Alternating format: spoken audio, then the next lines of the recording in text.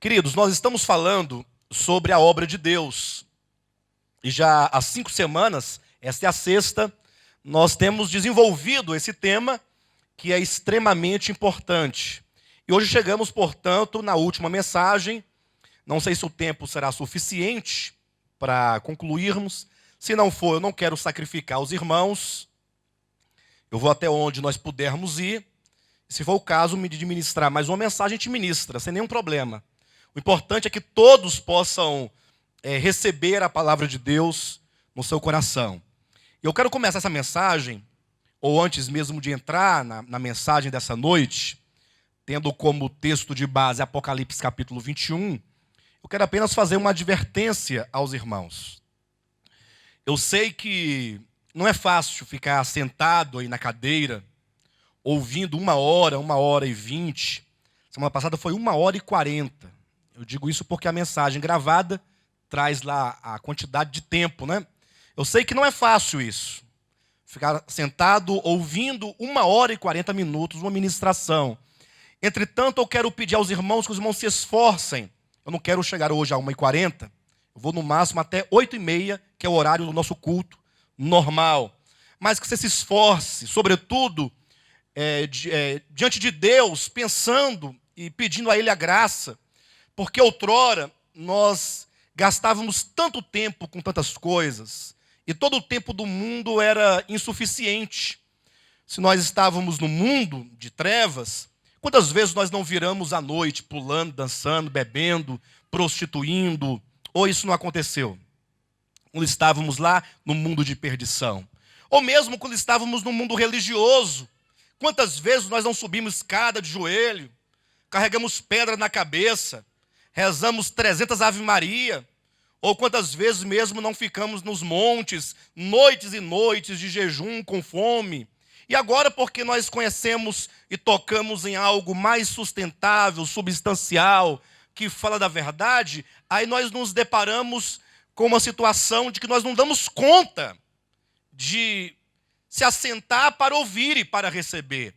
E mesmo hoje, quantas vezes não ficamos 2 horas na frente de uma televisão assistindo a um filme, ou dentro de um salão de cinema assistindo a um filme, ou mesmo aí nos estádios de futebol, gritando por 11 homens correndo atrás de uma bola só, ou 22, né? E a gente lá corre gritando, lá fica lá, tanta gente, aquele tumulto, e ninguém reclama. Mas quando se trata das coisas de Deus, de fato, nós sabemos que é um pouco mais difícil, é um pouco mais complicado, porque são coisas do Espírito. E são coisas eternas. Vou pedir para o pastor Josué, por gentileza, leva essa caixa bem para ali, um pouco mais distante de mim, se der. O máximo que você puder. Isso.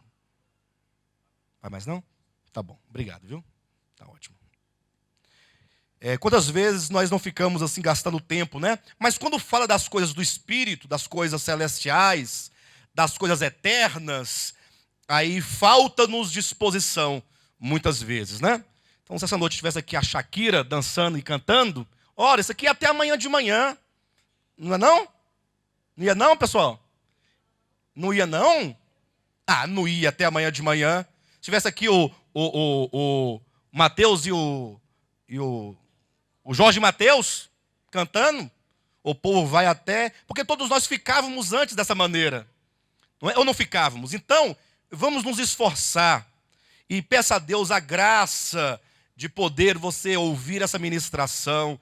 Se você já ouviu outrora, se você já conhece, cuidado para que você não despreze o falar do Senhor, mas que você possa falar, Senhor, que essa palavra, ela possa entrar no meu coração, como se fosse a primeira e única vez, e última vez, de maneira que ela entre e ela possa gerar em mim uma nova disposição diante da tua palavra, diante do teu propósito eterno.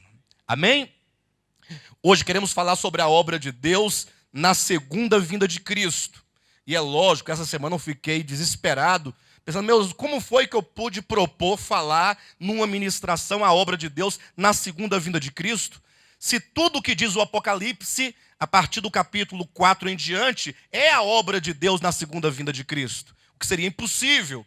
E, portanto, nós queremos aqui focar tão somente a obra de Deus na segunda vinda de Cristo, que ele realizará nos crentes. Então, todo o restante daquilo que ele fará na segunda vinda de Cristo, nós não queremos abordar, porque não é o nosso intuito, não é o nosso propósito. Nós queremos dirigir o nosso olhar para o que Deus fará, que ele propôs na eternidade passada, que ele vai consumar agora na segunda vinda de Cristo, mas com vistas àquilo que ele realizará finalmente nos crentes. E nós lemos aqui no início deste culto, e eu quero ler novamente, Apocalipse capítulo 21, versículos 9, 10 e 11.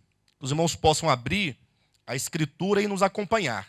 Diz assim a palavra de Deus: Então veio um dos 7 anjos, que tem as 7 taças cheias dos últimos 7 flagelos, e falou comigo dizendo: Vem, mostrar-te-ei a noiva, a esposa do Cordeiro.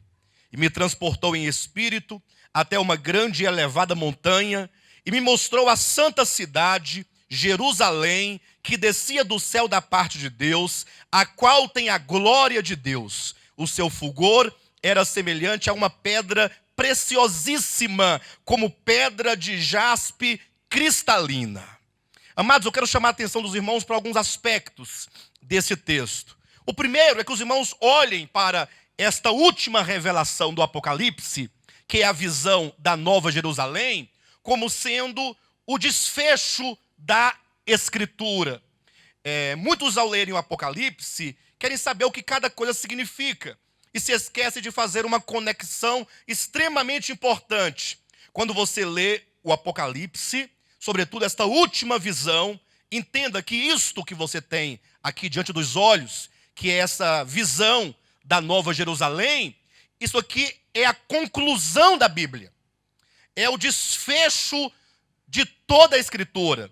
No sentido que, se você lê a Bíblia numa perspectiva do princípio para o final, começando no início, como nós vimos na primeira ministração dessa série, que Deus tem no coração uma vontade, um desejo, e que o próprio Deus, ele entrou na história, ele cria a história, para que ele próprio entre na história, para que ele faça aquilo, ele realize aquilo, ele cumpra aquilo que ele desejou no seu coração.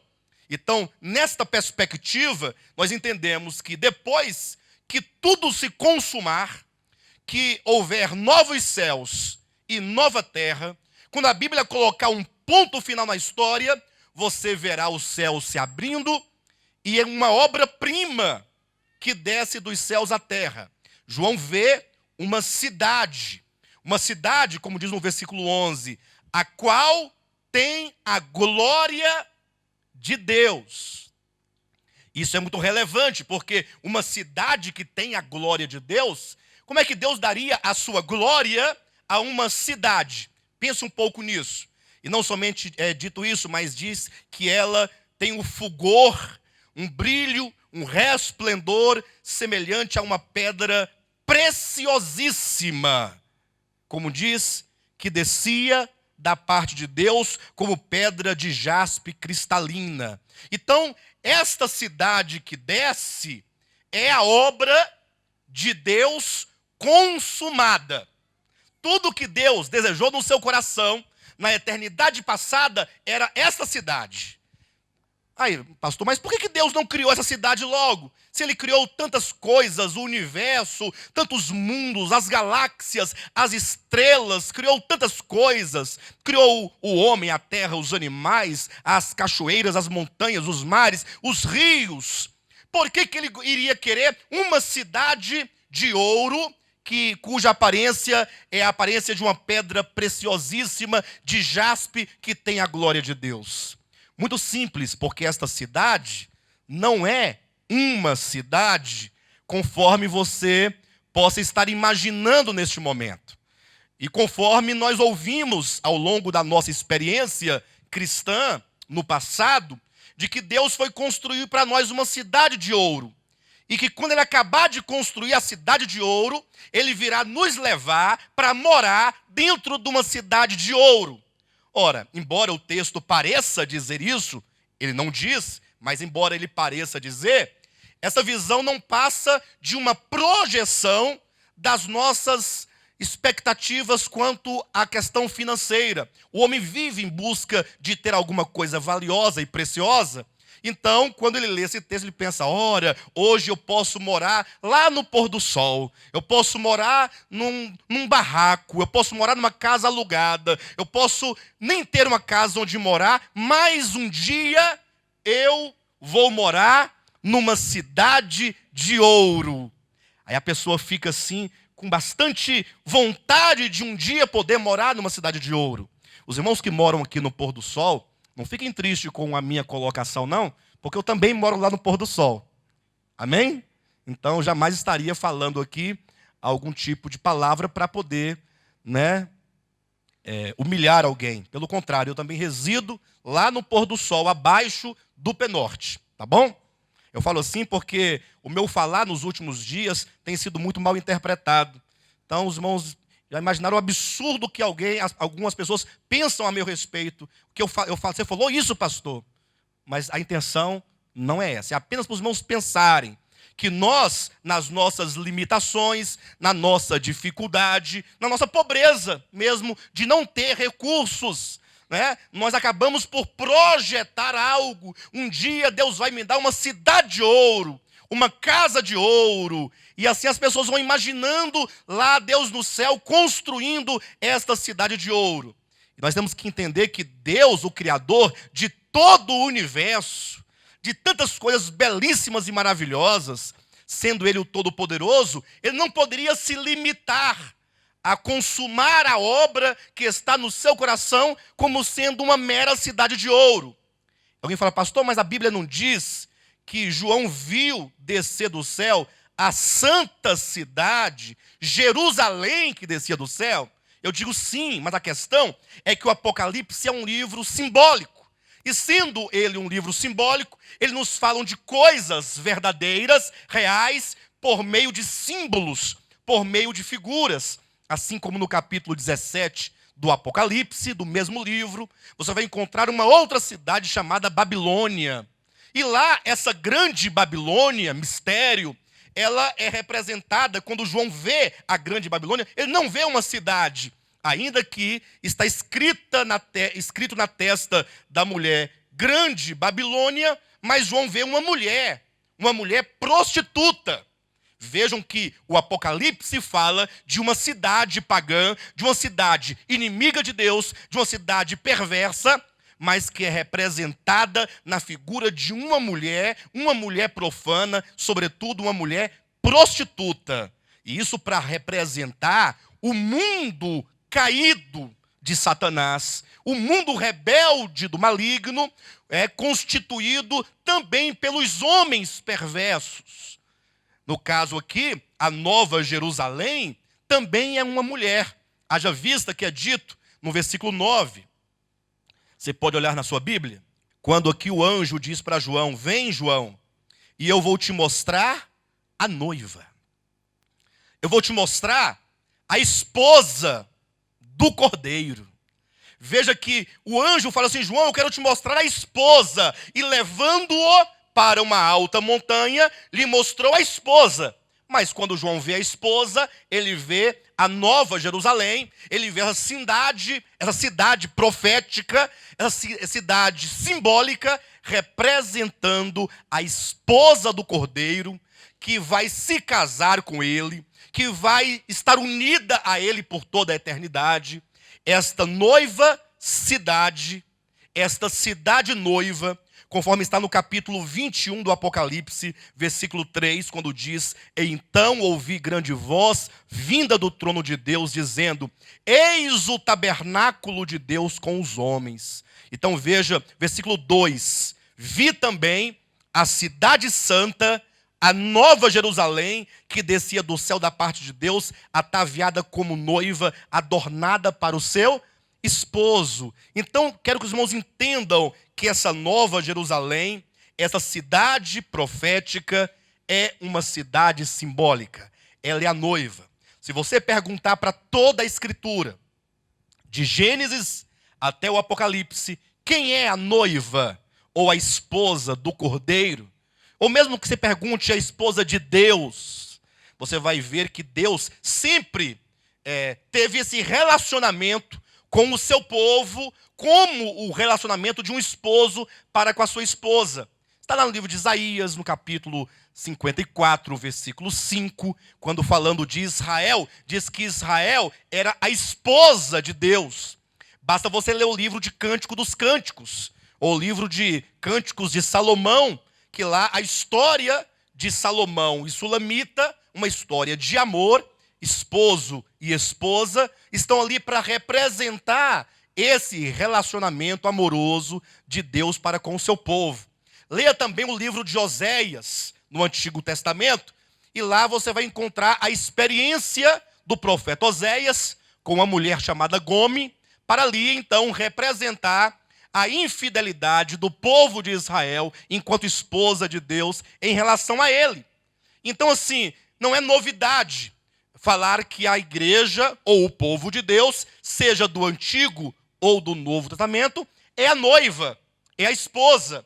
Então aqui no Apocalipse, quando você encontra, o próprio anjo fala: eu vou te mostrar a esposa. Vem, e então João, elevado em espírito, viu a cidade, e portanto a cidade aqui está para representar o povo de Deus, não somente nós do século 21, nem mesmo somente a igreja, desde o Pentecostes até os dias atuais, mas todo o povo de Deus, desde o Antigo Testamento até o Novo Testamento, conforme num estudo mais aprofundado, muito provavelmente por ocasião da conferência, agora do mês de outubro, nós vamos poder olhar essa cidade nas suas minúcias, nos seus detalhes, e perceber como que cada detalhe apresentado aqui nessa cidade representa aquilo que Deus realizou no seu povo.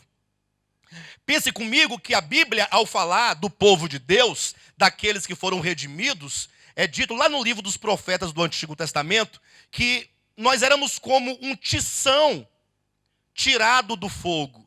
Imagine que quando usa esse simbolismo, um tição tirado do fogo, era que nós estávamos já sendo consumidos.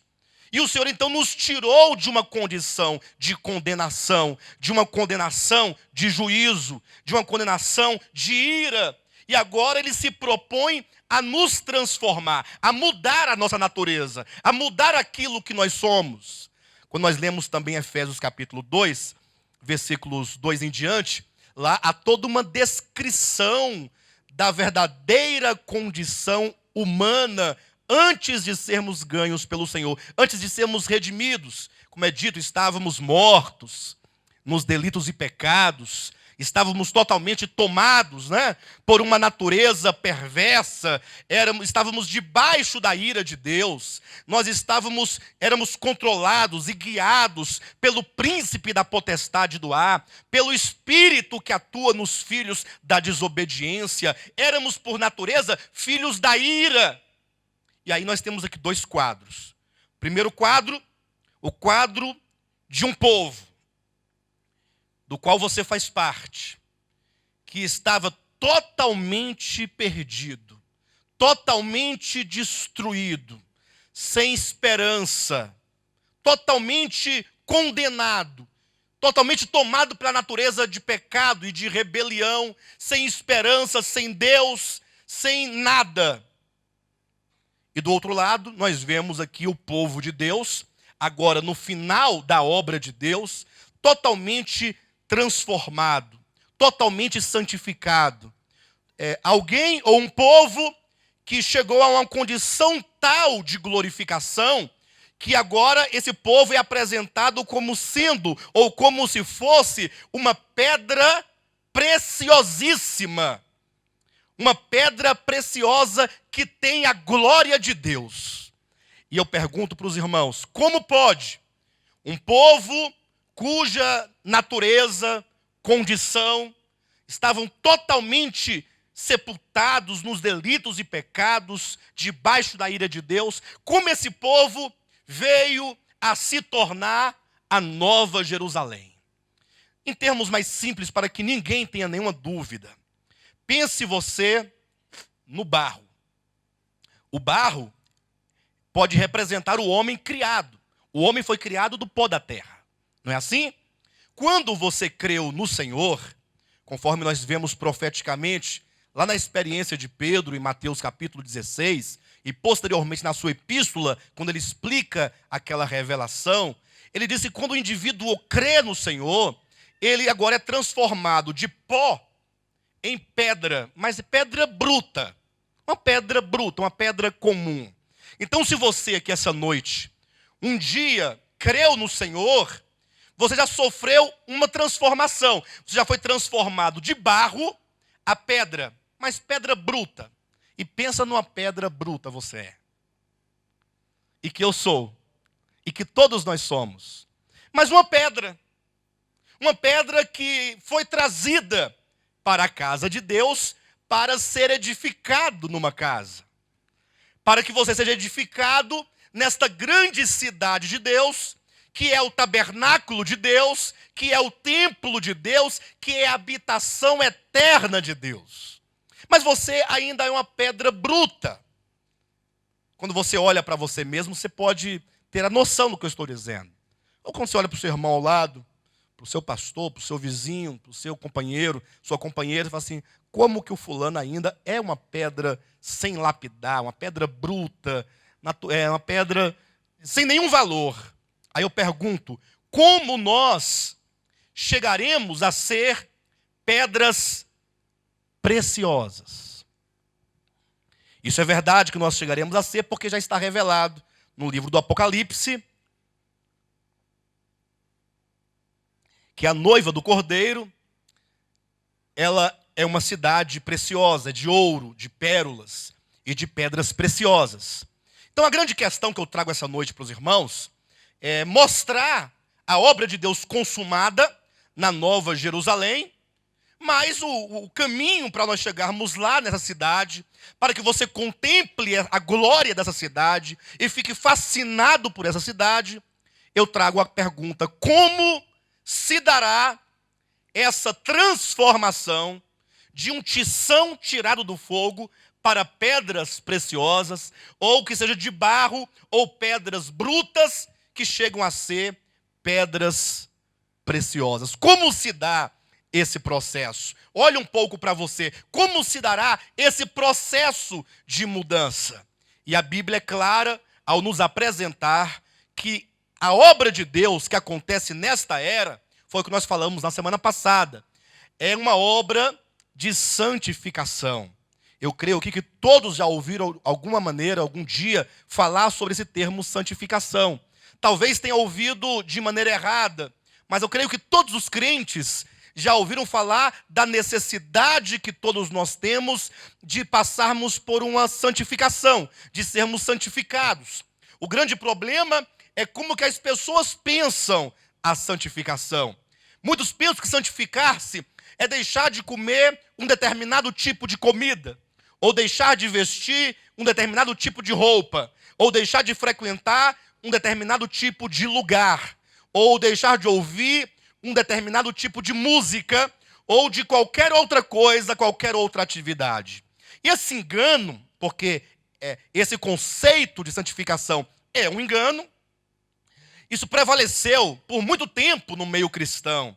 E o que nós observamos? Observamos que muitos de nós, que procuramos esse caminho da santificação, que se entregaram e começaram a caminhar, a trilhar um caminho de santificação, com o tempo, descobriram que em nada eles mudaram interiormente. Muda-se o cabelo, muda-se as unhas, os lábios, os olhos, a cor do rosto, mas não muda o coração, não muda a alma. E a grande prova disso são aqueles, ou nós mesmos, que ao adentrarmos esse caminho proposto de mudanças exteriores, no final nós descobrimos que até que nós ficamos um bom tempo separados de algumas coisas, mas as coisas nunca ficaram separadas de nós. As irmãs pode ser que nunca tenham usado brinco, 20, 30 anos sem usar, mas no dia que descobriu que não era pecado, a primeira coisa que fez foi colocar um brinco. Mas por quê? Porque era apenas um posicionamento de conduta. não era uma questão da alma, do coração.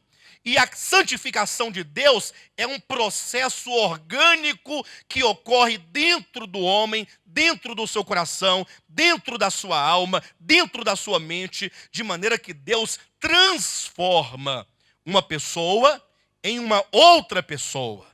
Não que você será um outro no sentido de que você não será você mesmo, mas que você, com o tempo, dentro de um processo de santificação verdadeira, você logo perceberá que as suas motivações serão outras, que o seu pensar será outro, que a sua mente será outra, que o seu gostar será outro, o seu sentir será outro. Tudo que outrora estava corrompido pelo germe do pecado, agora começa a ser mudado e você começa cada vez mais a se parecer organicamente, interiormente com o próprio Cristo.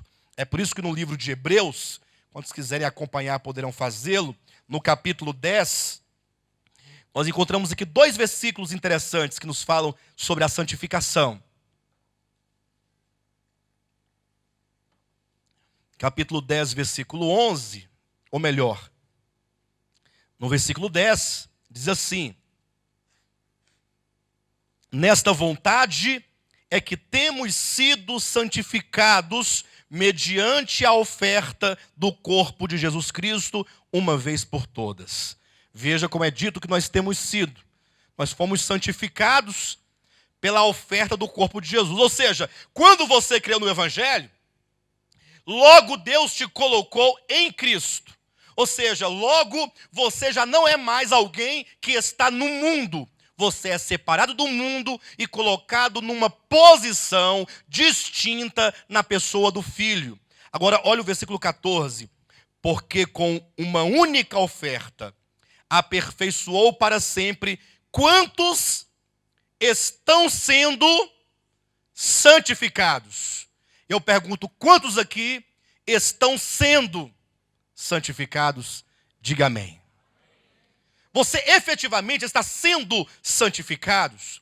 Quando eu falo, queridos, que há um conceito equivocado sobre santificação, eu não estou criticando o ministério A, B ou C. Eu estou trazendo um problema que desde o tempo de Cristo já havia.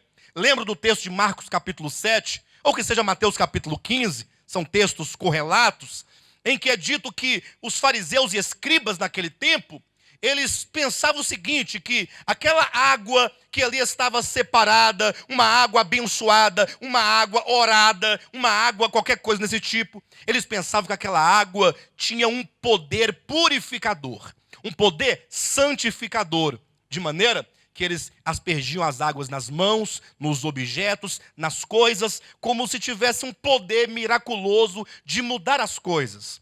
Quando, numa ocasião, Jesus Cristo entrou com seus discípulos numa ceia, e ali logo os discípulos de Cristo, orientados por ele, começaram a comer o pão, sem passarem pelo ritual, pela cerimônia do purificar as mãos com aquela água sagrada.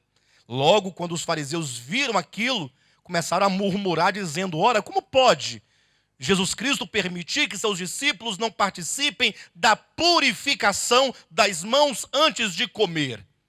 E aí vão questionar a Jesus: por que os teus discípulos não lavam as mãos antes de comer? Lavar as mãos no sentido espiritual, de purificação. E Jesus então deu aquela resposta que até hoje pouquíssimas pessoas entenderam. São raras as pessoas que entendem a mensagem de Cristo. Quando ele fala: olha, tudo o que está fora do homem não o pode contaminar. Vocês acreditam nisso? Tudo o que está fora do homem não o pode contaminar. Ou pode contaminá-lo? Ora, se tudo o que está fora do homem não pode contaminá-lo, então nada que está fora do homem pode purificá-lo. Não é verdade? E Jesus começa a dizer, a revelar, a mostrar. Isso tem que nós temos que ficar impressionados com isso. É do coração que procedem. Ele quer dizer, o problema do homem não está fora dele, não está nos cabelos, na roupa, na comida, na bebida, nas orelhas, no pescoço, no tornozelo. O problema do homem está dentro da alma. E, portanto, é do coração que procedem. Aí vem uma lista de pecados: o adultério, a prostituição. E aí vai listando os grandes problemas da humanidade. E o Senhor fala: portanto, nada que está fora do homem pode contaminá-lo, senão aquilo que está dentro dele. Então é esse problema interior que agora é alvo da santificação. Pastor, o que é santificação? É um processo orgânico, onde ali o próprio Espírito Santo, e é por isso que o nome dele na Trindade Divina, no que diz respeito à obra, é Espírito Santo, porque o Pai é Espírito ou não é Espírito? E o Pai é santo ou não é santo? Ora, se o Pai é Espírito e o Pai é santo, por que o Pai não é Espírito Santo, é Pai? É porque Pai está ligado à obra que ele realiza na sua economia. E Espírito Santo é a pessoa da Trindade que tem ali o papel santificador. Desde Gênesis capítulo 1, versículo 2, quando estava a terra sem forma e vazia, lá estava o Espírito Santo pairando sobre as águas, como que separando aquele lugar, separando o globo, o planeta Terra, santificando, aguardando o momento em que Deus haveria de restaurar. O Espírito Santo, ele quer nos santificar, ele quer entrar dentro de nós, e não somente fazer morada em nós, mas é um fazer morada em atividade. Ele habita em nós, ele entra dentro de você, e agora ele quer mudar o teu ser. Ele quer alterar o teu ser. Ele quer mudar completamente as suas convicções, as suas vontades, o seu entendimento, as suas convicções, as suas ideias. Ele quer modificar suas vontades, os seus desejos, as suas inclinações, a sua natureza. Ele quer nos fazer tanto quanto Jesus Cristo. E ele faz isso mediante o ministério do Espírito. Abra sua Bíblia em 2 Coríntios capítulo 3 e nos acompanhe em nome de Jesus. A partir desse versículo 6, queridos, o apóstolo Paulo vai demonstrando como que existe o que ele chama de ministério do Espírito. Versículo 6 nos diz do ministério do Espírito, que está em oposição a quê? Ao ministério da letra. O ministério da letra, versículo 7, é o ministério da antiga aliança, é o ministério da lei, que foi suplantado, que hoje já não mais existe, porque foi substituído pelo ministério do Espírito. Versículo 8, que é o ministério do Espírito. Versículo 9, que é o ministério da justiça. De maneira que o ministério da lei não resolve o problema do homem. Razão porque ele passou e agora Deus nos deu o ministério do Espírito. O ministério da lei, da letra, não pode mudar a sua vida. Irmãos, você pode receber todos os mandamentos, por mais puros e mais santos e mais adequados e mais convenientes possíveis. O problema não é aquilo que está diante dos seus olhos que diz: você deve fazer, você deve cumprir, você deve realizar, você não pode fazer, não pode cumprir, não pode realizar. O problema é que dentro de você, você não tem a natureza que corresponda ao desejo da lei. Basta que você leia Romanos capítulo 7, quando ali o apóstolo Paulo vai demonstrando que a despeito de a lei ser santa, justa, boa e espiritual, o homem, todavia, é carnal, vendido à escravidão do pecado. E talvez seja este o ponto que você tem talvez tentado e lutado e não tem conseguido. Porque talvez você tenha compreensão de tudo o que você deve fazer e tudo o que não deve fazer. Mas, eventualmente, você está fazendo o que não deveria fazer e deixando de fazer o que deveria fazer. De maneira que Deus agora remove esse ministério da letra e agora ele traz o ministério do Espírito. E conforme nós vamos encontrar aqui, no capítulo 3, olha o versículo 18. É o finalzinho do falar do apóstolo Paulo a respeito do ministério do Espírito. Ele fala: e todos nós, com o rosto desvendado, contemplando como por espelho a glória do Senhor, somos o quê? Transformados de glória em glória na sua própria imagem, como pelo Senhor, o Espírito.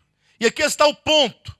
O ministério da nova aliança, que está na igreja, possibilita que cada um dos crentes em Jesus Cristo possam experimentar essa mudança. Todos nós, qual é a maneira? É com o rosto desvendado, é contemplando, é uma contemplação. Não é uma questão, pastor, o que eu tenho que fazer? Não, você tem que contemplar. É no contemplar a face de Cristo, é no estar constantemente contemplando a face de Cristo que você vai sofrendo essa transformação. Transformação essa que não acontece do dia para a noite, é de glória em glória, conforme está no texto, na sua própria imagem. Então pense que esse ministério do Espírito, que é a santificação em operação, vai gerando em nós um processo, uma mudança, uma transformação, até o ponto de nós chegarmos a ser, como diz o Apocalipse, como uma pedra preciosíssima. Entretanto, há um problema no meio do caminho. Como dizia o poeta, né? Há uma pedra no meio do caminho. Qual é o problema, pastor? O problema é o meu coração. O problema é o seu coração. Nós resistimos, não raras vezes, senão quase todas as vezes, nós resistimos esta operação do Espírito Santo. Para os irmãos terem uma ideia, qual é o ideal de Deus para nós podermos estar efetivamente experimentando esta santificação? Lá no texto de João, capítulo 12, versículos 24 e 25, Jesus fala o seguinte: olha, se o grão de trigo, ouça essas palavras, se o grão de trigo caindo na terra não morrer, ele fica só. Mas se ele morrer, ele produz muito fruto. E eu pergunto para os irmãos aqui, quem quer produzir muito fruto? Você, para Deus, você quer produzir muito fruto para Deus? Mas olha o que Deus está dizendo para nós. Se o grão de trigo caindo na terra, se ele não morrer, ele ficará só. Mas se ele morrer, ele vai produzir muito fruto. Ou seja, a única maneira de você produzir frutos para Deus é se você morrer. Pastor, me desculpa, mas eu vou te falar uma coisa. Esse texto é um texto que se refere, como você mesmo já pregou tantas e tantas vezes, à morte de Jesus Cristo. É ele o grão de trigo que morreu para gerar muitos filhos. Mas o problema é que o versículo seguinte, 25, Jesus diz, após falar essas palavras do grão de trigo, dizendo: se alguém quiser salvar a sua vida, perdê-la-á. E se alguém perder a sua vida por amor de mim, achá-la-á. E aqui está o coração do evangelho no que diz respeito a uma vida cristã autêntica. A vida cristã consiste em seguir as pegadas de Jesus Cristo. Se ele, para produzir fruto, teve que morrer, do contrário, não era possível gerar tanto fruto, nós que somos seus discípulos, semelhantemente, para podermos experimentá-lo e estarmos ativamente e efetivamente dentro desse processo orgânico de santificação, de transformação, precisamos morrer. Ou seja, o seu ego, o seu ser, o seu coração, as suas convicções, os seus achismos, os seus posicionamentos, as suas fortalezas, as suas resistências deverão todas ser lançadas por terra. Você tem que negar a si mesmo. É um processo de morte, é um processo de renúncia, é um processo de entrega a cada dia para que o Senhor tenha liberdade para entrar em você e operar essa mudança. É mais ou menos o que nos foi falado, nos foi mostrado simbolicamente lá nos evangelhos. Quando Jesus entrou no templo, nós sabemos que aquele templo representava o templo que somos nós hoje. E naquele templo lá estava cheio de cambistas, vendendo as coisas e fazendo comércio da casa de Deus. E é dito então que Jesus, para purificar o templo, ele teve que fazer o quê?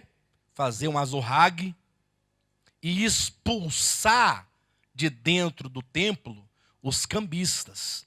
Então há muitos cambistas dentro de nós, que profanam o santuário de Deus, que somos nós. E então é preciso que nós coloquemos esses cambistas todos para fora. É um processo de você negar a si mesmo, porque vai tocar lá na sua alma, nos seus gostos, na sua convicção, na sua certeza, no seu ponto de vista, na sua razão.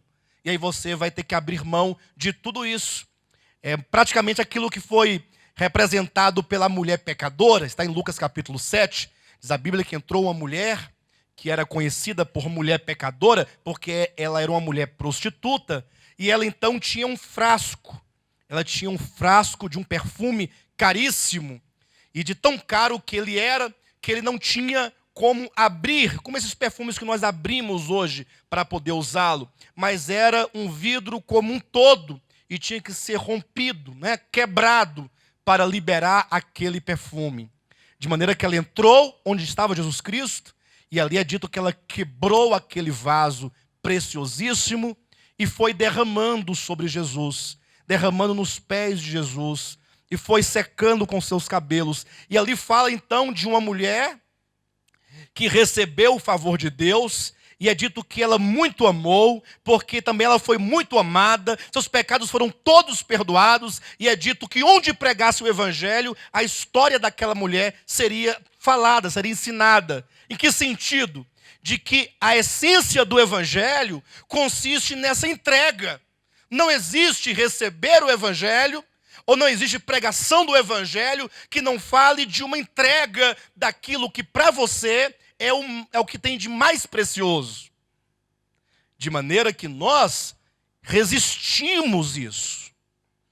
Nós somos, muitas vezes, como diz nas parábolas dos evangelhos, como o servo mau, ou como servo infiel, ou como aquele servo chamado de louco. Já viram nas parábolas de Cristo? Quantas e quantas vezes Jesus contando uma parábola não fala sobre o servo imprudente, sobre aquele servo louco? Lembra das 5 virgens loucas? Daquele servo infiel? Daquele servo mau? Então, muitas vezes, a nossa resistência faz com que nós sejamos como esses servos das parábolas. Ou seja, nós somos crentes, somos servos de Deus, temos o Espírito Santo, mas nesse processo de caminhar, ao invés de nós na obra de Deus servirmos a Ele, de maneira a correspondermos às expectativas de Deus, ao desejo de Deus, aquilo que Ele quer realizar em nós, nós nos endurecemos, queremos servi-lo à nossa maneira, do nosso modo, com a nossa doutrina, com o nosso entendimento, com o nosso agismo, de maneira que somos tidos muitas vezes por servo infiel, servo mau e mesmo servo louco. E a grande pergunta é, e aí?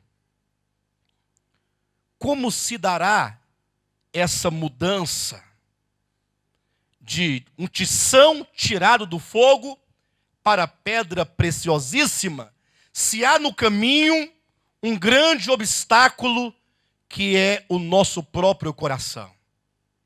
E olha que se nós pararmos um pouco para pensar, não é querendo ser pessimista não, mas nós estamos muito mais para loucos do que para sábios. Estamos muito mais para servos maus do que para servos bons. Muito mais para servos infiéis do que para servos fiéis. Isso não é uma fala para desestimular ainda mais os irmãos, ou a mim mesmo, não. Mas é para nós considerarmos, porque uma coisa é certa. Filipenses capítulo 1, versículo 6 diz o seguinte, que aquele que começou a boa obra em vós, ele há de completá-la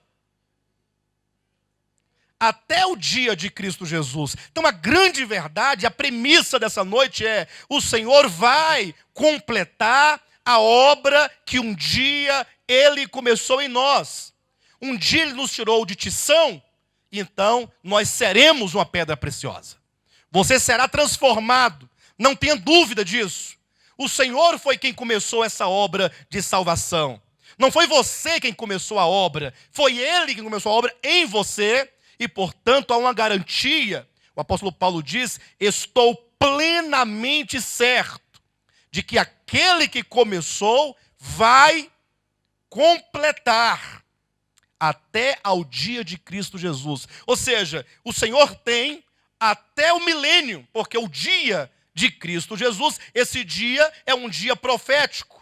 A Bíblia fala sobre o dia do Senhor, fala sobre o dia de Deus, fala sobre o dia de Jesus Cristo. E, portanto, quando fala o dia de Jesus Cristo, esse Jesus homem, é o dia quando ele vai governar sobre toda a terra, que ele vai receber o reino do Pai. E, portanto, a Bíblia diz que até o milênio o Senhor tem para concluir a obra que um dia Ele começou em mim, que um dia Ele começou em você, que um dia Ele começou em nós. Ele vai completar. Agora, porque nós temos muita resistência, o Senhor, Ele tem um instrumento para trabalhar em nós, ou para nos quebrantar, ou seja, para nos conduzir a nos condicionar a essa experiência da santificação. É o que a Bíblia diz sobre disciplina.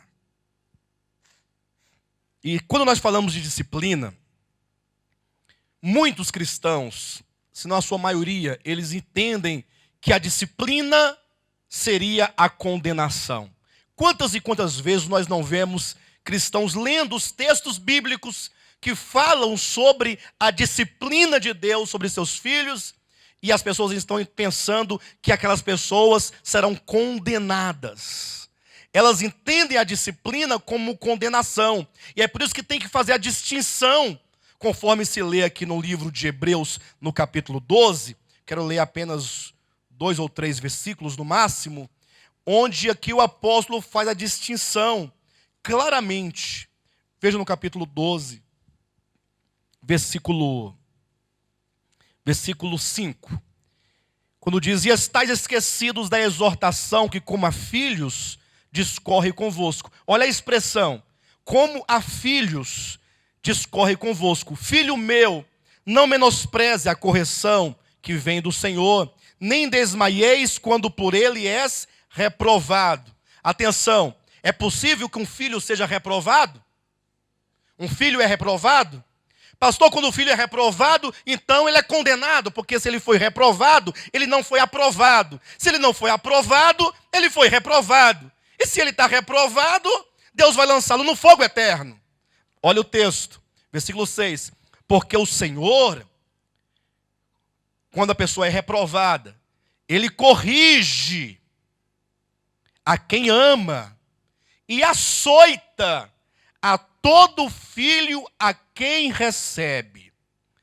É para a disciplina que perseverais. Deus vos trata como filhos. Pois que filho há que o pai não corrija? Atenção, mas se estáis sem correção, de que todos se têm tornado participantes, logo sois bastardos e não? Para quem é a disciplina? Para os filhos. Porque se não é filho, não tem disciplina. Já imaginaram que se os irmãos de repente vissem alguém disciplinando o filho de uma outra pessoa? Que ribuliço que não ia dar? Vocês disciplinam o filho dos outros? Pega e dá uma corça nele, dá um couro nele. Se bem que tem muita gente precisando, né? E os pais sobretudo. Mas a Bíblia é muito clara. A disciplina, ela se restringe tão somente aos filhos. Somente os filhos são disciplinados, porque aqueles que não são filhos, esses são condenados Há uma diferença entre disciplina e condenação. E a critério, veja o que está aqui no versículo 10 desse mesmo capítulo de Hebreus. Quando fala, pois eles aqui no versículo 9, eram os nossos pais segundo a carne. Eles nos corrigiam por pouco tempo, segundo o melhor lhes parecia. Deus, porém, nos disciplina para aproveitamento, a fim de sermos participantes de sua. Irmãos, se nós precisamos de adentrar o processo de santificação para chegarmos a uma condição de pedra preciosa, porque somente a santificação nos fará de tição a uma pedra preciosa, quando nós endurecemos o nosso coração como um filho birrento, um filho mal criado, um filho que responde o pai, que não quer obedecer ao pai, o que Deus faz? Ele desiste de você? Ele fala, esse menino, esse meu filho é imprestável, não serve para nada, terei que lançá-lo no lago de fogo. É assim que ele faz? Não, ele fala, olha, eu açoito a todo filho a quem amo, de maneira que ele diz que ele traz a disciplina, como diz o versículo 10, para aproveitamento. Quando diz para aproveitamento, quer dizer a esperança para você. Você não está de todo perdido. Pode ser que alguém fale assim, esse aqui é imprestável. Eu falo, não, mas eu consigo aproveitá-lo. Mas como o Senhor pode aproveitar esse irmão, ou essa irmã, essa pessoa, ou aquela pessoa? Ele diz, por meio da disciplina. A disciplina é para que sejamos participantes da santidade divina. E, portanto, a disciplina não é condenação. Primeiro, porque se limita e se aplica somente aos filhos. E segundo, a disciplina visa a santificação e não a condenação ou a perdição eterna. A disciplina visa o aproveitamento, de maneira que é por meio dessas disciplinas que o Senhor aplica em nós hoje, ou em outras instâncias, eu falarei daqui a pouco sobre elas, é que o Senhor então nos condiciona. Porque às vezes o nosso coração, ele está tão endurecido. Nós temos um coração às vezes tão rígido, tão contrário. E aí Deus fala assim, filho, eu preciso quebrantar seu coração. Eu tenho que, como diz no termo do Antigo Testamento, eu tenho que quebrar a sua coluna, quebrar a sua cerviz, para você se inclinar, para você entender. E aí então, quando o Senhor nos coloca em várias circunstâncias de disciplina, logo nós vamos sendo quebrantados, e vamos nos rendendo, e vamos nos entregando, e aquilo que outrora nós não fazíamos, agora condicionados no ambiente de disciplina, nós acabamos cedendo ao Espírito Santo para que Ele realize em nós tudo o que Ele quer realizar. Eu tinha aqui bastante textos para ler com os irmãos, mas eu tenho que avançar por causa do nosso tempo. Mas veio uma pergunta, que é uma pergunta fundamental, até para nós entendermos a questão da obra de Deus na segunda vinda de Cristo. É a seguinte, quando acontece essa disciplina de Deus sobre os seus filhos? Já que a disciplina é necessária, muitas vezes, para que nós sejamos participantes da santidade, então quando é que acontece essa disciplina de Deus? Eu quero demonstrar para os irmãos que ela acontece em 3 momentos. Ela pode acontecer em 3 momentos. O primeiro momento em que ela acontece, e nós já temos visto isso, é nos dias de hoje. Deus pode disciplinar, como Ele tem disciplinado a muitos cristãos nos dias de hoje, no tempo em que nós estamos vivendo. Ele também poderá nos disciplinar durante o período da grande tribulação, que será um grande período de disciplina para os filhos de Deus, ou poderá também disciplinar os seus filhos por ocasião durante o período do reino milenar. São 3 os momentos nos quais Deus pode utilizar para levar a cabo a sua disciplina. E eu sei que estamos entrando num campo um pouco dramático, em razão de falarmos de um assunto que não somente a maioria dos cristãos não conhecem, como aqueles poucos que conhecem, não entendem. E por que não entendem? Porque não tomam a Bíblia como um todo. A Bíblia é uma só. Não existe uma Bíblia para a Igreja Batista, outra para a Assembleia de Deus, outra para a Católica, outra para o Ministério de Volta à Palavra. Não há isso.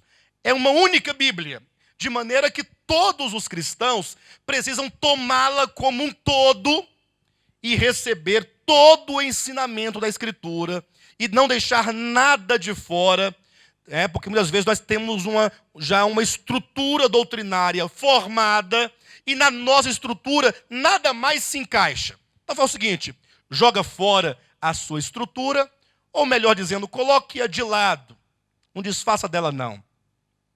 E se depare com vários textos da Bíblia e depois você vê o que você faz com a sua estrutura teológica. Há na Bíblia um texto de 1 Coríntios capítulo 5, e eu quero enfatizar o versículo 5. Nós não temos tempo para ler esse texto, mas lá nos fala de uma situação um tanto diferente do que temos visto, ou do que temos ouvido. Porque aqui nós temos um caso de um jovem crente, um jovem que congregava na igreja de Corinto, uma igreja bastante grande, inclusive. E o texto nos diz claramente que esse jovem, ele estava numa situação de adultério. Uma situação de adultério. Os irmãos sabem que o adultério não é permitido pela Escritura. O adultério é contra os princípios divinos. Mas esse jovem estava em adultério. O pior, não era somente em adultério, mas ele estava mantendo uma relação de adultério com a mulher do seu próprio pai. A tal ponto do apóstolo se surpreender e falar, olha, nem no meio dos gentios se ouve falar de tamanha, de coisa tão grave como esta. A ponto de um jovem possuir a mulher do próprio pai. Então isso era algo muito complicado.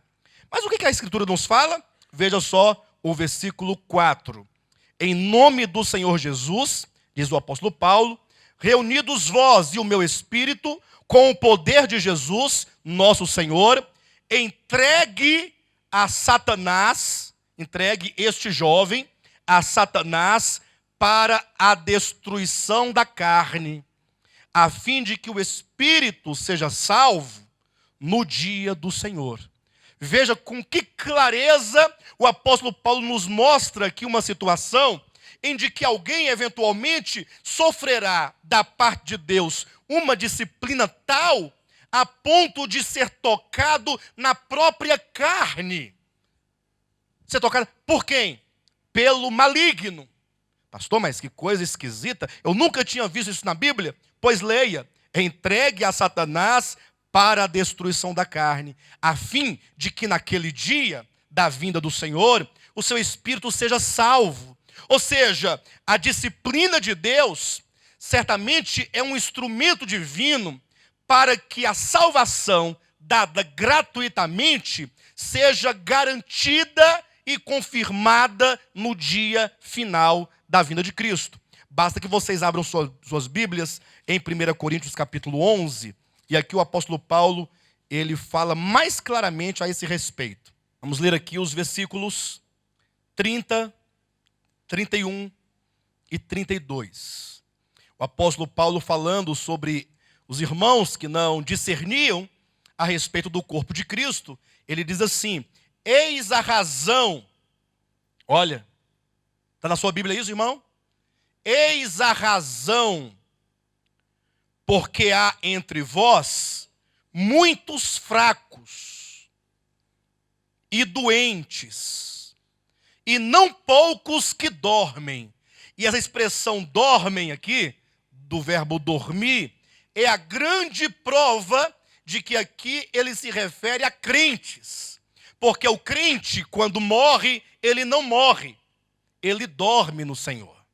Somente o ímpio morre, mas o crente, quando morre, não morre, ele dorme, porque ele dorme na esperança da ressurreição. Então é dito que havia um motivo, havia uma razão, porque na igreja de Corinto havia muitos irmãos fracos. E aqui essa fraqueza já é uma disciplina, é um nível de disciplina de Deus sobre os seus filhos. E outros que não somente estavam fracos, mas também estavam o quê? Doentes. E aqui a enfermidade na carne é um instrumento de Deus para disciplinar o seu povo. E não poucos que dormem. Quantos, o apóstolo Paulo não diz naquele tempo, quantos não haviam morrido como uma forma de disciplina de Deus? O Senhor interveio na vida de alguém que estava endurecido, que estava procedendo de maneira incorreta, segundo os princípios divinos, diz a Bíblia, e não poucos morreram como uma ação de disciplina de Deus sobre a sua vida. É o caso de Ananias e Safira, no capítulo 5 do livro de Atos, quando ali nos mostra que eles eram irmãos, eram membros da igreja, viviam a vida da igreja, com toda a igreja, com os apóstolos, mas eventualmente foram alvos de uma disciplina de Deus. Nunca pense você que esses que sofreram a morte como disciplina estão condenados. Daqui a pouco os irmãos vão perceber por que o morrer ali é uma disciplina muito severa da parte de Deus. De maneira, então, que hoje é um tempo em que Deus pode nos disciplinar. Lógico, não somente com fraqueza, com doença e morte, mas com tantas outras circunstâncias que servem como chicote, como açoite. O que tem de pessoas que falam, pastor, mas eu não consigo mais tanta chicotada. É tanta burdoada que eu levo. E eu falo assim, você já parou para pensar como está a sua vida diante de Deus? Será que Deus não está te açoitando? Mas pastor, Deus açoita? Ora, Ele açoita a todo filho a quem Ele ama. É porque os seus caminhos são incorretos. Então o Senhor, Ele vai intervir até você entender a vontade de Deus. Porque você é filho. Porque você foi chamado segundo o seu propósito. E o pior é que tem gente que fica a vida toda sendo disciplinado, levando chicotada e bordoada e não se conserta. E Deus, porque nos ama muito, fala, mas ainda assim você não vai se perder. Olha o restante do texto. Capítulo 11 de 1 Coríntios, versículo 32 ou 31. Diz assim, porque se nos julgássemos a nós mesmos, não seríamos julgados. Ou seja, se você considerasse a sua condição, se você considerasse os seus pensamentos, o seu falar, o seu agir, o seu proceder diante de Deus, em oração, e então você buscasse no Senhor a graça de mudar o procedimento, você não seria julgado. Agora olha o versículo seguinte, mas quando julgados, então veja que você está em constante juízo, Deus está constantemente te julgando. Somos disciplinados por quem? Somos disciplinados por quem? Pelo Senhor. Para quê, irmãos? Para que somos nós disciplinados pelo Senhor? Para, diz o texto sagrado, não sermos condenados com o mundo. Porque muitas vezes Deus olha e fala assim, olha, este crente, esse filho, esse servo, no seu andar, no seu viver, ele é tanto quanto aquele que vai ser condenado na morte eterna.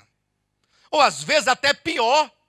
Sabia que tem crente pior no seu procedimento do que muitos que vão queimar no lago eterno? No lago de fogo eterno? Muitos. Piores. Então, para que este crente não seja condenado com o mundo, então o Senhor julga e o Senhor disciplina.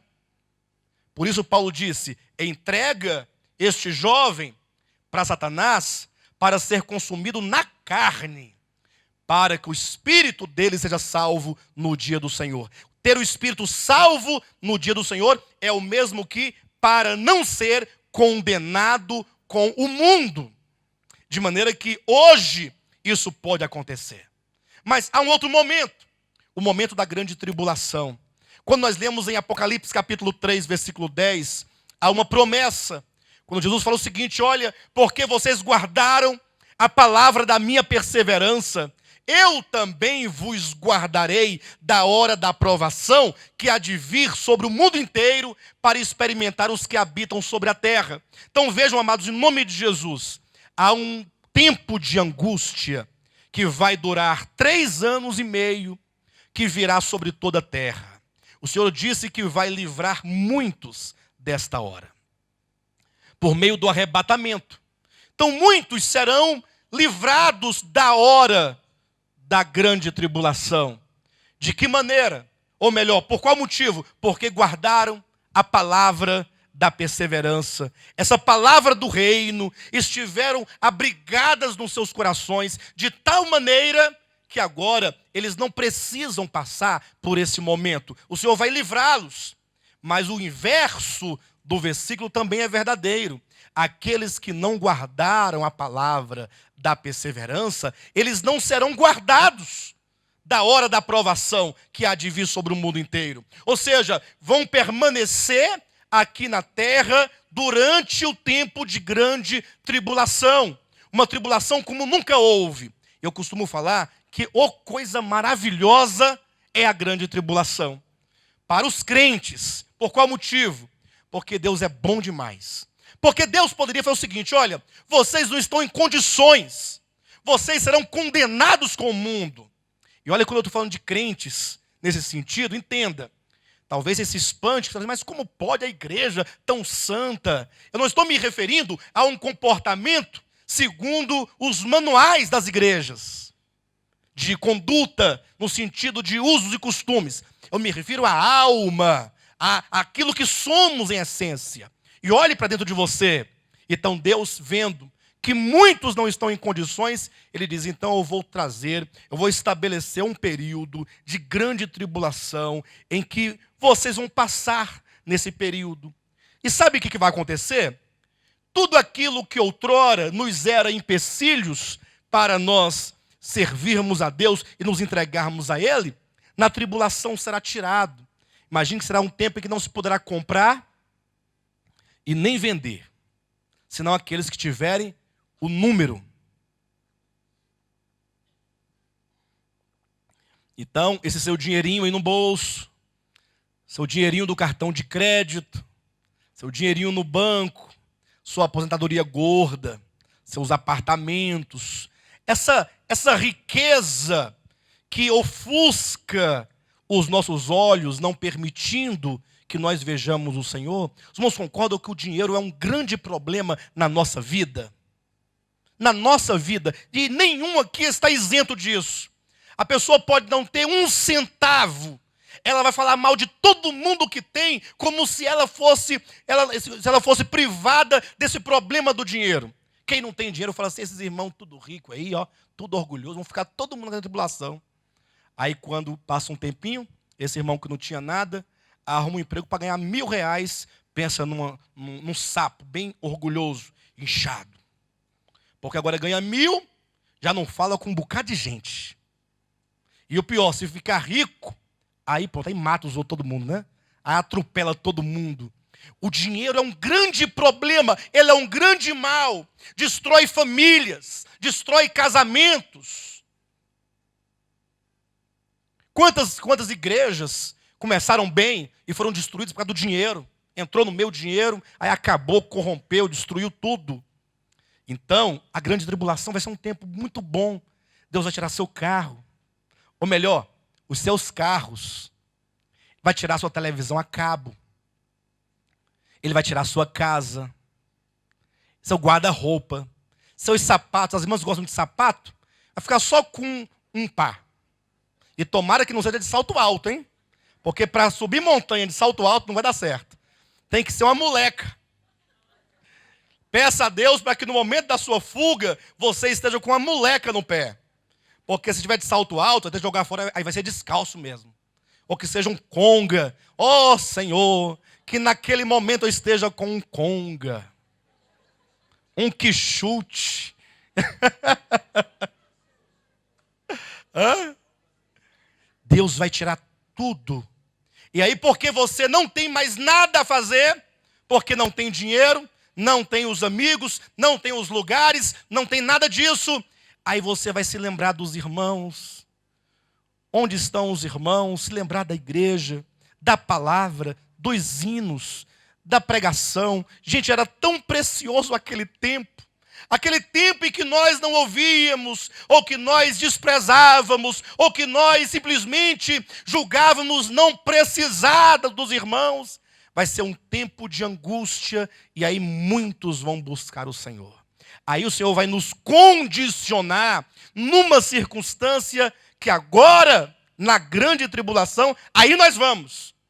Quando nós lemos Apocalipse 14, que fala sobre esses irmãos que ficaram e que passarão pela grande tribulação, lá fala sobre uma colheita, né? Porque diz que as primícias foram colhidas primeiro, ou seja, são aqueles que vão ser arrebatados antes da grande tribulação, e que os demais ficarão para amadurecerem. É como um fruto que está verde e que precisa de uma estufa bem quente para que ele possa amadurecer e ficar no ponto de ser colhido. Esse é um amor muito grande de Deus. Deus é maravilhoso. Mas tem um detalhe, esse ponto eu quero tocar agora. E temos que pensar porque chegamos no exato momento da questão aqui do reino milenar. Pastor, se Ananias e Safira, eles não estavam de modo correto diante de Deus, e Deus então os disciplinou com morte, e agora? Eles morreram. Eles não passaram pelo processo de santificação. No caso desse jovem aqui de 1 Coríntios capítulo 5, ele sim foi tirado da comunhão, foi entregue a Satanás, mas no segundo livro de Coríntios, lá você vai encontrá-lo de volta. Ou seja, ele foi punido, só que o que ele fez? Se arrependeu imediatamente e não arredou o pé da igreja. E ficou lá humilhado, chorando e sofrendo, e a igreja sofrendo com ele. O apóstolo Paulo fala, não, devolve-o à comunhão do corpo. Basta a punição que ele já teve. Nesse caso desse jovem, ele tem chance, enquanto está vivo, de se projetar dentro desse movimento orgânico de santificação, porque se ele está vivo, ele pode desenvolver a sua salvação. Mas e Ananias e Safira? Eles morreram. Eles não tiveram condições ou tempo de experimentar a santificação. E aqui eu quero que os irmãos ouçam isso em nome de Jesus. Irmãos, se a santificação, ouça aqui em nome de Jesus, se é verdade que a santificação é um processo pelo qual nós passamos de transformação, de glória em glória, não é algo que acontece, num piscar de olhos, mas é algo progressivo, é algo que é trabalhado dentro de nós. Se é verdade que santificação não é um mero comportamento exterior, eu pergunto, quando a pessoa morre, o crente morre, o Filho de Deus morre, só que ele não morreu santificado, ele não passou pelo processo orgânico de transformação, ele não passou. Eu pergunto, quando ele ressuscitar, ele estará santificado? Irmãos, há um detalhe que foi negligenciado por muito tempo pelo povo de Deus. Os irmãos sempre pregaram negligenciando esse aspecto. Eles falam, olha, se o indivíduo hoje passou 60 anos da sua vida servindo ao maligno, lá na macumbaria, matando pessoa, enfeitiçando pessoa, amarrando boca de sapo, matando galinha, matando bode, matando criança, oferecendo para os demônios. Aí daqui a pouco está lá no leito de enfermidade, no estágio terminal. Aí chega alguém e fala assim, você quer aceitar a Jesus como um Salvador? Levanta a sua mão. Não pode levantar a mão? Então pisca o olho para dizer que você aceita. Então eu vou orar por você. Aí a pessoa em seguida morre. Aí ele fala assim, está salvo e foi para a glória. Está sentado do lado de Jesus, vestido de branco, com a coroa bem grande na cabeça. Tão grande que está pesando. Não está conseguindo nem segurar a cabeça firme no lugar. E eu pergunto, será que é desse modo mesmo que acontece? Se é desse modo, então eu digo, não existe santificação enquanto processo. Esse ser transformado de glória em glória, a própria imagem do Senhor, isso não é verdade. A não ser que a pessoa morreu, não passou por... Mas aí Deus faz assim, ó, plim, opa, virei igual a Jesus, estou igual a Jesus. Mas há um texto que nós temos que ler na Escritura. Abra sua Bíblia em 1 Coríntios, capítulo 3. Capítulo 3 de 1 aos Coríntios, versículo 10 e 11, nos fala sobre o fundamento que está lançado, o qual é Cristo, e nos fala sobre o edificar sobre o fundamento. O edificar é algo que cabe a cada um de nós. O fundamento é só um, é Cristo.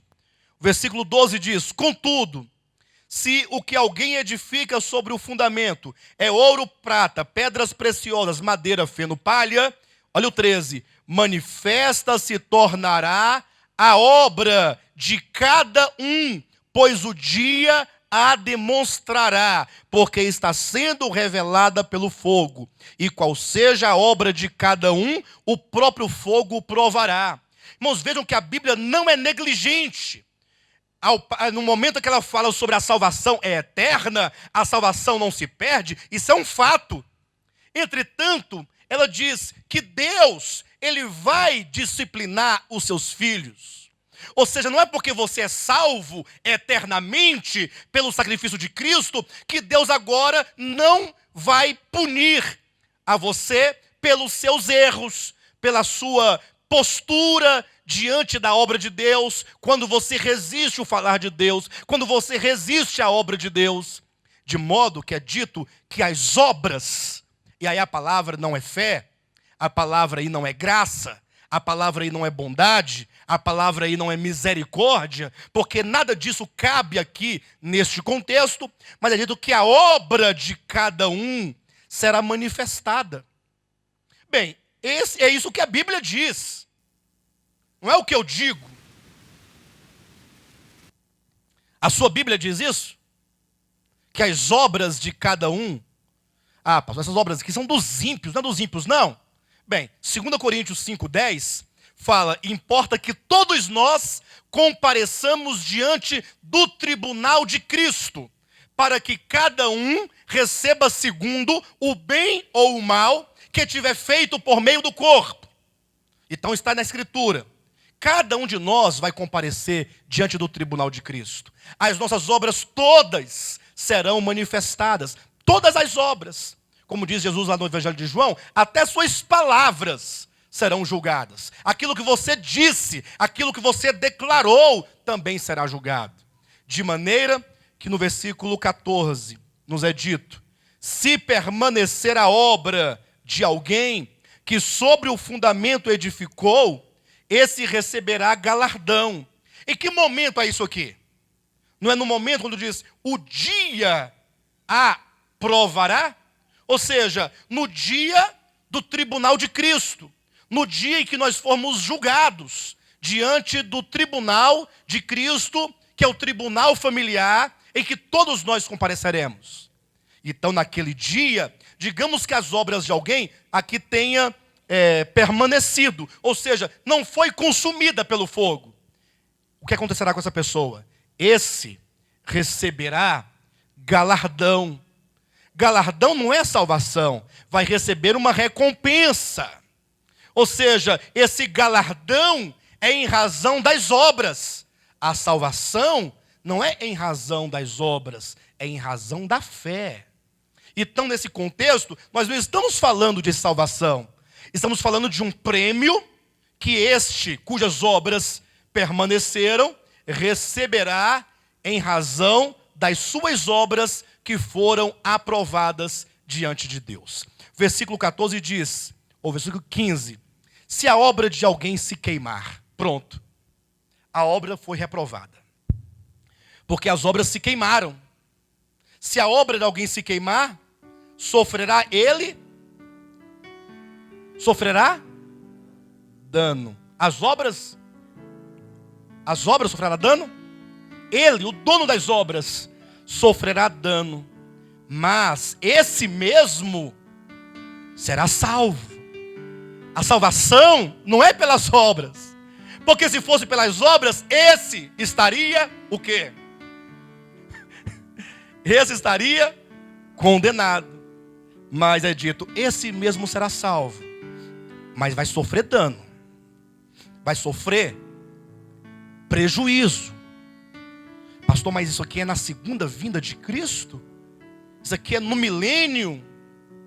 Ou melhor, é quando Jesus voltar no tribunal de Cristo? Sim. Agora imagine só você chegando naquele dia lá. O irmão Eunildo chegando naquele dia lá. Deus olha, fala assim, Eunildo, você com essa carinha enganou a tanta gente. Todo mundo te olhava e falava assim, como aquele irmão é manso, como aquele irmão é fiel. Mas agora vamos às tuas obras. Aí vai passando as obras do irmão Eunildo, e o fogo vai passando pelas obras, e vai consumindo, e vai virando cinza, e vai acabando tudo. No final, só ficou só a fumaça. Aí alguém fala assim, Senhor, então vai lançar o Eunildo no fogo eterno? Não, você está salvo. Está salvo porque não depende de obras a salvação. Mas você sofrerá dano. Você sofrerá dano. Mas quando é que ele sofrerá dano? Se Jesus já voltou, ele está diante do tribunal de Cristo. Ao passo que, por outro lado, estava lá a irmã Sueli. E aí eu olhei assim e falei assim, essa aí já era. Porque essa aí, pensa numa pessoa tribulosa, era a irmã Sueli. Aí Jesus falou assim, mas isso aí é que os olhos dos homens veem. Eu vejo o coração. Traga as obras da irmã Sueli.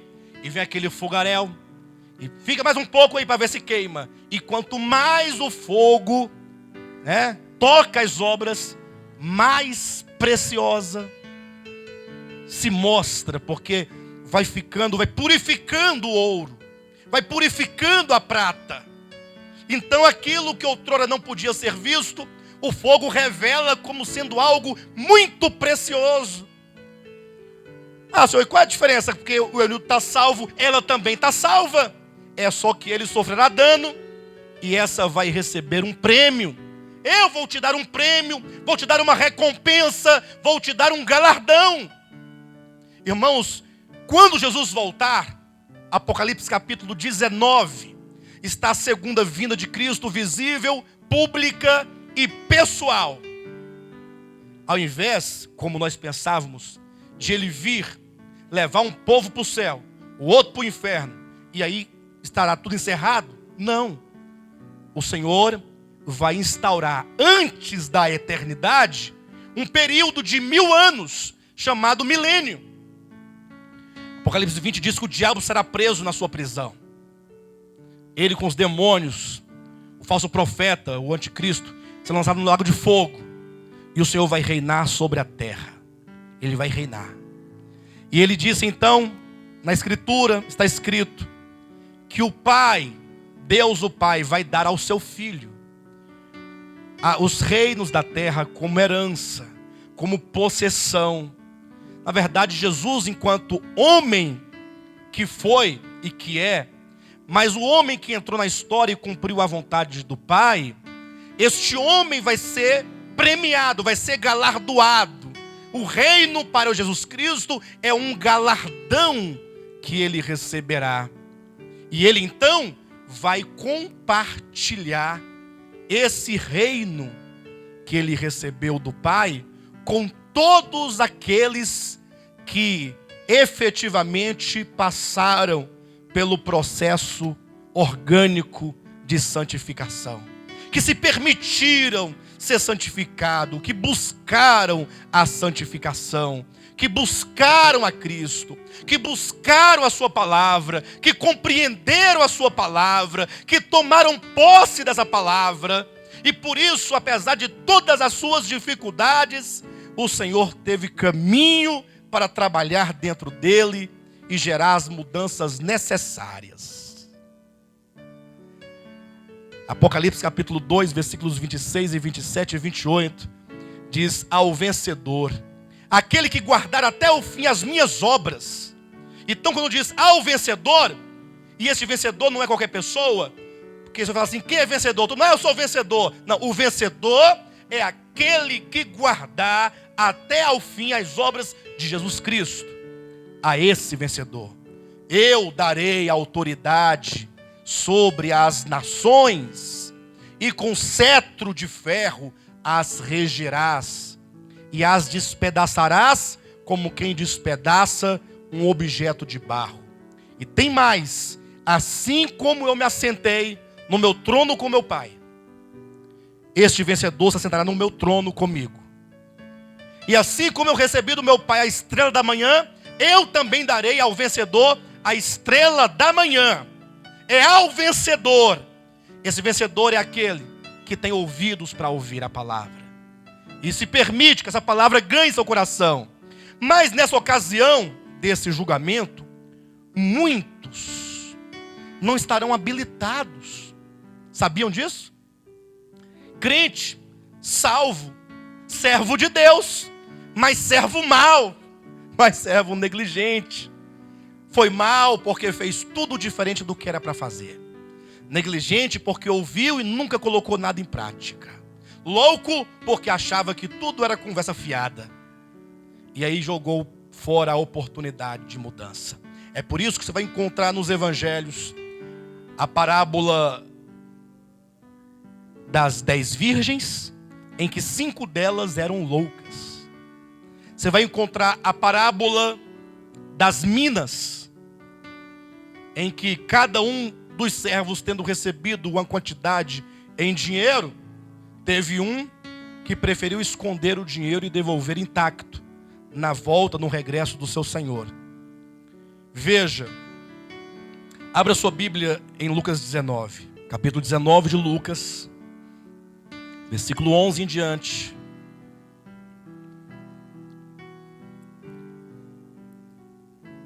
Ouvindo eles essas coisas, Jesus propôs uma parábola, visto estar perto de Jerusalém, e lhes parecer que o reino de Deus havia de manifestar-se imediatamente. Então disse: certo homem nobre partiu para uma terra distante, com o fim de tomar posse de um reino e voltar. Este homem é Cristo. Versículo 12. E eu pergunto: e que terra distante é esta para onde ele partiu? Ele voltou aos céus. Quando Cristo morreu aqui na terra e ressuscitou, ele foi aos céus a fim de tomar posse do seu reino. Então, antes, versículo 11, do reino se manifestar, o Filho toma posse do reino. Na cruz, ele conquista o reino por méritos. Ele compra de volta, ele resgata. Na ascensão, ele toma posse, e ele está tomando posse. Na sua volta, ele manifestará o seu reino. Agora observe que ao partir, ou seja, quando ele voltou aos céus, ele chamou 10 servos. Talvez você esteja aqui dentro, referindo-se a você. E confiou-lhes 10 minas e disse-lhes: negociai até que eu volte. De quem? Essas minas é dinheiro, tá, irmãos? Dinheiro.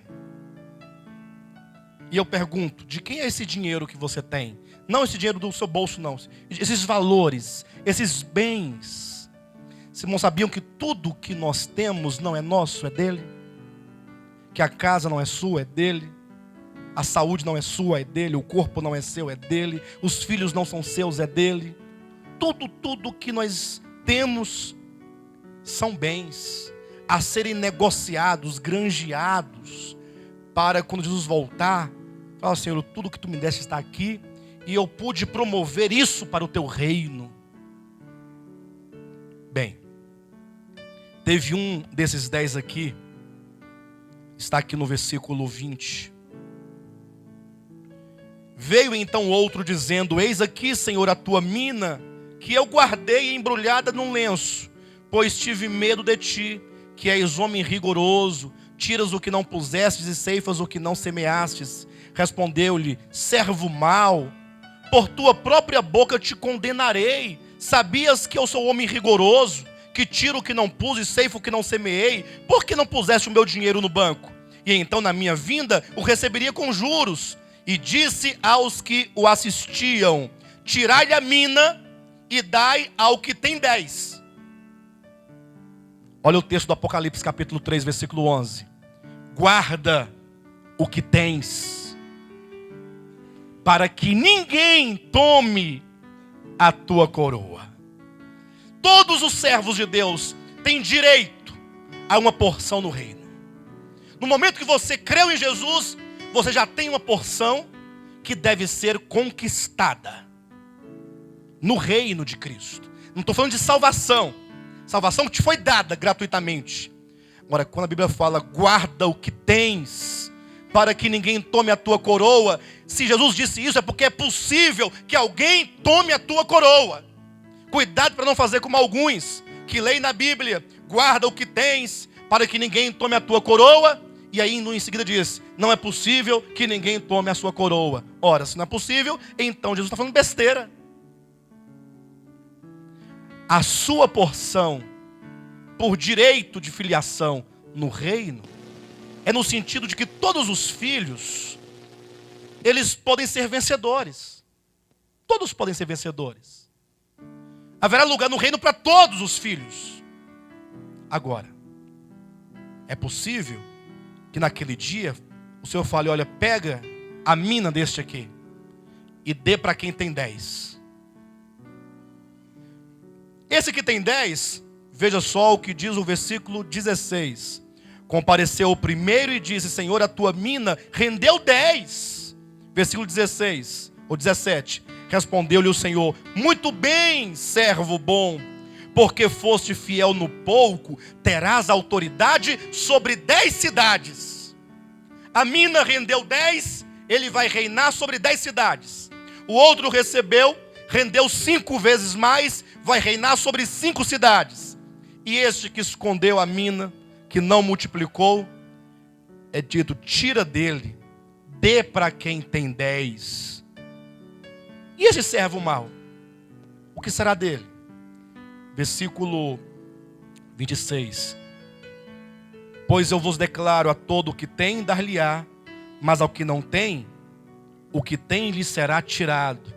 Então, primeira conclusão: o reino pode ser tirado de você. Eu pergunto para você, olhem para mim que eu estou acabando. Os irmãos me perdoem mais uma vez pelo tempo, porque eu estou tão no finalzinho que não tem como deixar para a semana que vem. Em nome de Jesus, me ajuda aí. Deus vai te dar 10 vezes mais o tempo que você ficar aqui. Em nome de Jesus. Tá bom? É possível que você perca a sua salvação? É possível que alguém ganhe a tua salvação no teu lugar? É possível que alguém tire de você a salvação? Agora, e a coroa? Guarda o que tu tens, para que ninguém tome. Alguém pode tomar a tua coroa? Olha o que diz o versículo que acabamos de ler, versículo 26. A todo o que tem dar-lhe-á, mas ao que não tem, até o que tem lhe será tirado. Você poderá perder a sua porção no reino. E não somente perder a porção, mas olhe para as 10 virgens, Mateus capítulo 25. E lá é dito, quando elas chegaram, as 5 virgens loucas, e bateram na porta, e falavam: Senhor, abre-nos a porta.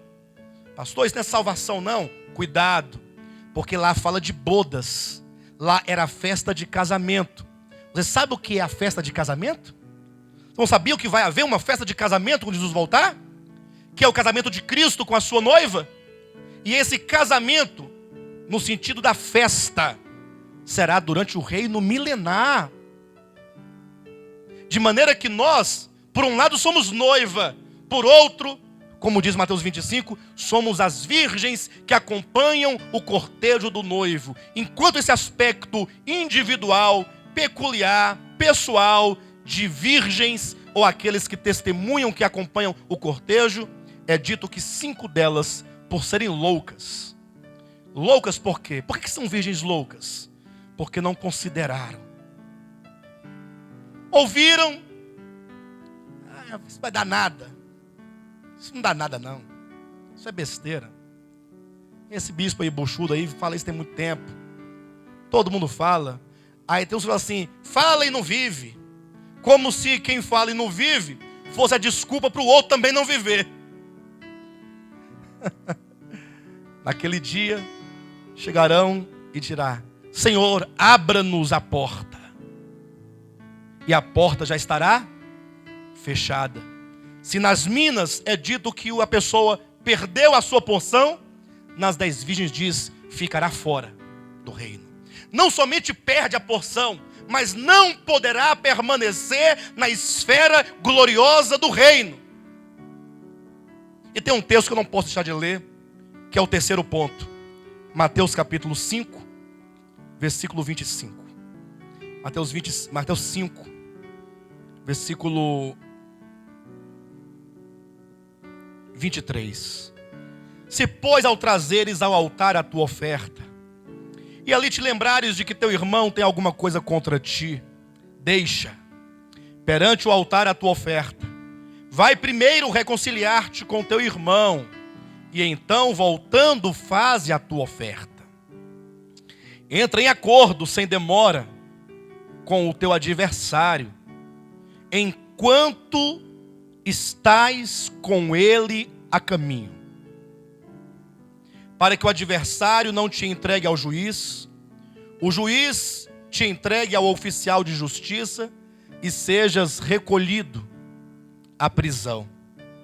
Em verdade te digo que não sairás dali, enquanto não pagares o último centavo. Deixa-me perguntar, é possível sair dessa prisão? Sim ou não? Sairá de lá? Então a Bíblia fala de uma prisão da qual você sairá. Ou, não você, né? Pode ser você, pode ser eu.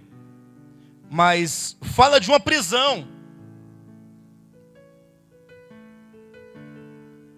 em que a pessoa pode ser recolhida para dentro dela e que pode sair de lá depois que tudo tivesse resolvido no coração. Porque essa dívida, esse centavo, não é dinheiro. Não é nada que você tem que fazer, que realizar. Porque o contexto está falando de alguém que vai diante de Deus em busca do seu perdão.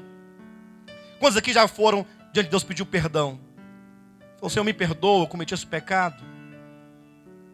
E aí Deus fala assim, olha, você tem um problema no seu coração. Eu não estou falando da graça, da salvação, cujos pecados já foram todos perdoados e apagados e esquecidos, e o Senhor não os tem em conta. Eu me refiro ao seu andar, o seu viver, enquanto aquele que está no reino de Deus, debaixo da sua administração. Você tem um problema no coração que tem que ser resolvido. Se você vai até Deus pedindo o seu perdão, porque esse altar e esta oferta são figuras do Antigo Testamento que ilustram ou simbolizam o lugar onde se leva a oferta para que Deus perdoe o pecado do pecador. E você então, ao buscar o perdão de Deus, se lembrar que tem problema no seu coração, você não consegue perdoar, não consegue liberar o perdão, ou você ofendeu e não consegue se redimir daquilo que você fez. E tem pessoas a quem você ofendeu, que estão ofendidas, e aí dito, deixa a oferta. Não adianta você pedir o perdão de Deus. Pastor, não adianta. Não adianta. O próprio Jesus falou na oração do Pai Nosso, e depois da oração ele ratificou dizendo, se não perdoardes os homens, uns aos outros as suas ofensas, o meu Pai Celestial também não vos perdoará. É princípio do reino. Deixa. E vai procurar o teu irmão. Aí tem uma frase que diz, mas procure logo, enquanto estais com ele a caminho. Ou seja, na caminhada, na vida, você ainda pode procurar as pessoas que estão vivas, porque uma hora ou outra, você não estará mais no caminho, você vai morrer. E aí você não tem como resolver esse problema. Aí você vai para o tribunal, meu irmão. Aí chega no dia do tribunal, seu irmão fala assim: olha, o fulano está aqui, ó Deus, ó Jesus Cristo. Ele te entrega ao oficial de justiça que te entrega. E então o oficial fala assim: olha, você vai ser recolhido à prisão. Mas Senhor, eu estou aqui, já houve a segunda vinda de Cristo, agora é o tribunal de Cristo, e eu vou para a prisão. É porque as suas obras foram reprovadas, e salvo você está, esse mesmo será salvo. Todavia, como que através do fogo sofrerá dano, ficará fora do reino, perderá a porção do reino, recolhe-o à prisão. Vai sair de lá? Vai. Enquanto ele está lá, na disciplina de Deus, este que foi aprovado, ouvirá: entra para o gozo do teu Senhor. Uns vão ser galardoados no milênio, outros disciplinados por Deus. Pastor, mas que prisão é essa? Que lugar é esse? Eu não sei, não fui lá, a Bíblia não dá o endereço. Agora a Bíblia, sempre ao falar desse ponto, e eu li poucos textos por causa do tempo, sempre fala em termos de prisão, trevas exteriores, ranger de dentes, chicotadas. São tudo figuras, lógico, são figuras, mas que ilustram claramente que é um lugar que está em oposição ao galardão que será desfrutado por aquele que venceu. Pastor, não posso concordar com esse ensinamento. E nem eu consigo te convencer disso. Eu sei que aquele que começou a boa obra em vós, ele vai completar. Até o dia de Cristo Jesus. No final do dia de Cristo Jesus, no final do milênio, todos disciplinados, galardoados, reunidos, tudo estará resolvido, porque a obra em todos já foi completada. Entrarão com Deus para a eternidade, depois do milênio, e juntos serão para sempre a nova Jerusalém. Porque todos, pela disciplina de Deus, hoje, ou durante a grande tribulação, ou no reino milenar, por causa do condicionamento que a disciplina de Deus trouxe, todos chegaram a um quebrantamento tal, que foram trabalhados por Deus, plenamente santificados, e portanto, chegaram a uma condição de pedra preciosíssima. Que Deus abençoe.